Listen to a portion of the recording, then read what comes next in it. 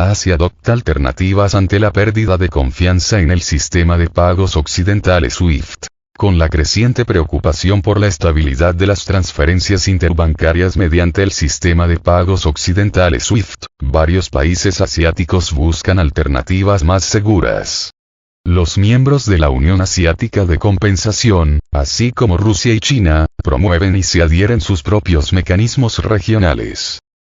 El proyecto de la Unión Asiática de Compensación. La Unión Asiática de Compensación, ACU, según sus siglas en inglés, que incluye a los bancos centrales y las autoridades monetarias de Bangladesh, Bután, India, Irán, Maldivas, Birmania, Nepal, Pakistán y Sri Lanka, prepara el lanzamiento del análogo al sistema de intercambio de información bancaria occidental SWIFT.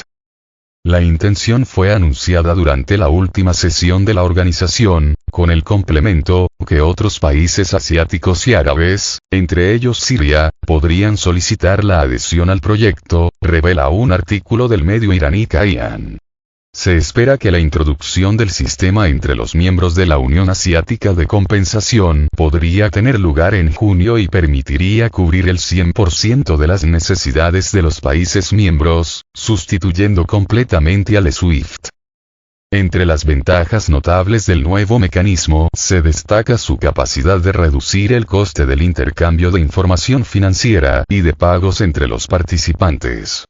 Se ha acordado, además, que parte de las transacciones se realicen con las monedas digitales de los bancos centrales de los países de la Unión Asiática de Compensación. El director general del Banco Central de Irán, Mohammad Reza Farzin, hizo hincapié en que la Unión Asiática de Compensación disfruta del importante papel estratégico en la economía mundial. Basando en los datos del Fondo Monetario Internacional, el funcionario indicó que los estados que componen la Unión Asiática de Compensación representan cerca del 11% del Producto Interior Bruto Mundial en paridad de poder adquisitivo. La posible incorporación a la Unión de países como Rusia, China y Bielorrusia, lo aumentaría hasta alrededor del 29%. A escala de la población mundial, la participación de los países mencionados elevaría la representación de la organización del 25% de la población total al 45%, indica el texto. El Banco Mundial detalló también los beneficios de la ampliación de la Unión Asiática de Compensación. De acuerdo con sus estimaciones, la adición de China, Rusia y Bielorrusia llevaría al aumento de su cuota en el comercio mundial total del 3,5% actual hasta el 17,3%. Lo importante es que la implementación del análogo de SWIFT responde al objetivo principal de la Unión Asiática de Compensación, que es la desdolarización de los intercambios financieros con el uso de monedas locales como una herramienta para reforzar las transacciones de cambio entre los 9 países miembros, concluye la publicación.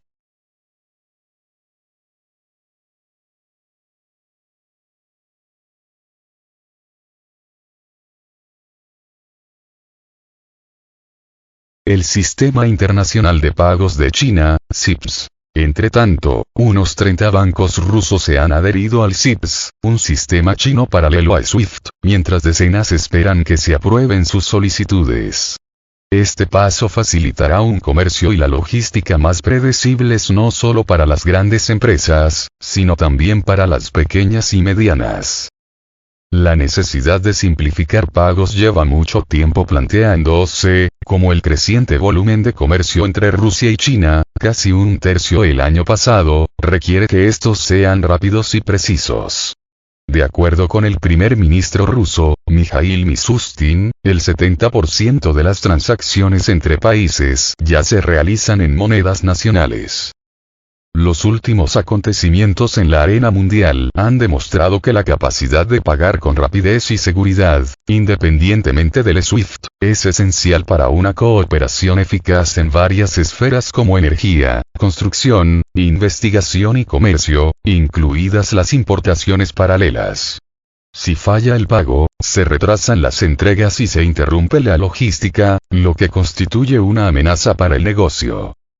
El número de bancos que desean unirse al SIPS no disminuye.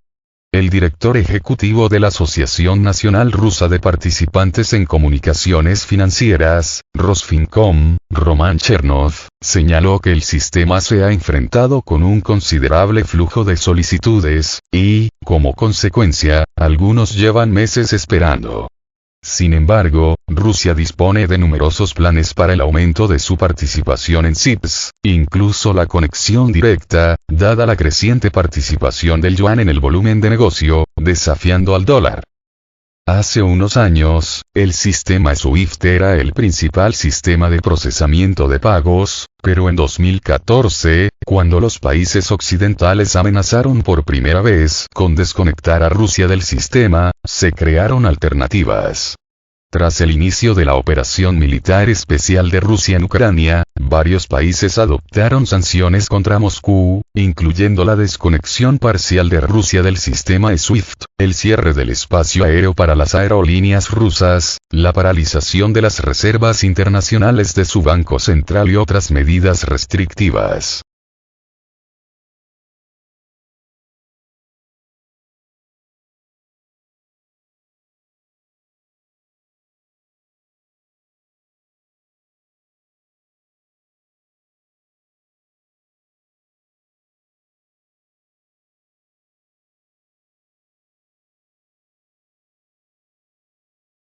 Unir a Sudamérica, el desafío que debe superar la región. La cumbre de presidentes suramericanos organizada por el mandatario brasileño, Luis Inácio Lula da Silva, deberá superar su impulso inicial para demostrar que puede erigirse como un proceso de integración consolidado que no dependa de la sintonía entre mandatarios, advirtieron a Sputnik los politólogos Julio Burman y Carlos Luján.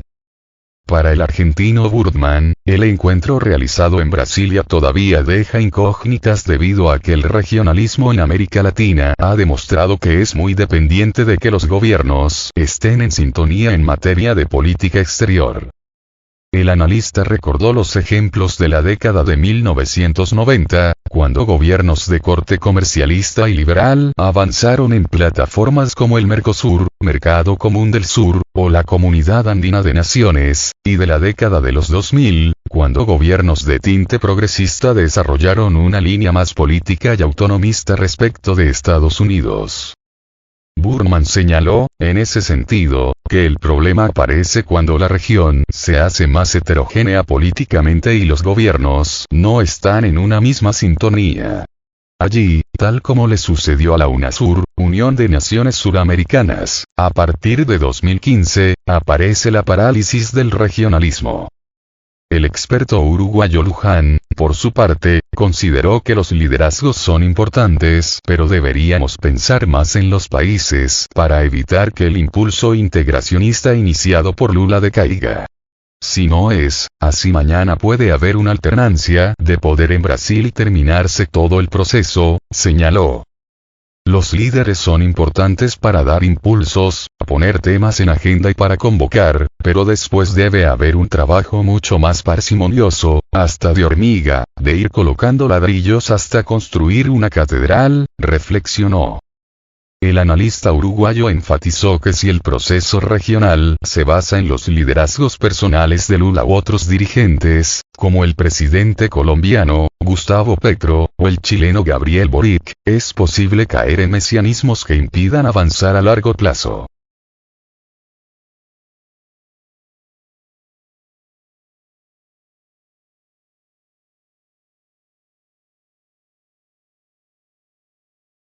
En una línea similar, Burman admitió tener dudas sobre el futuro de este proceso en caso de que haya un cambio de gobierno en Argentina o en Chile o que en Ecuador surja un presidente contrario a la UNASUR.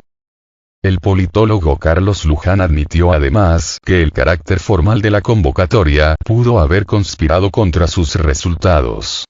En ese sentido, sostuvo que un encuentro mucho más coloquial y de cercanías podría haber sido más fructífero que una cumbre formal, en la que muchas veces el discurso es hacia los países y menos para construir en común.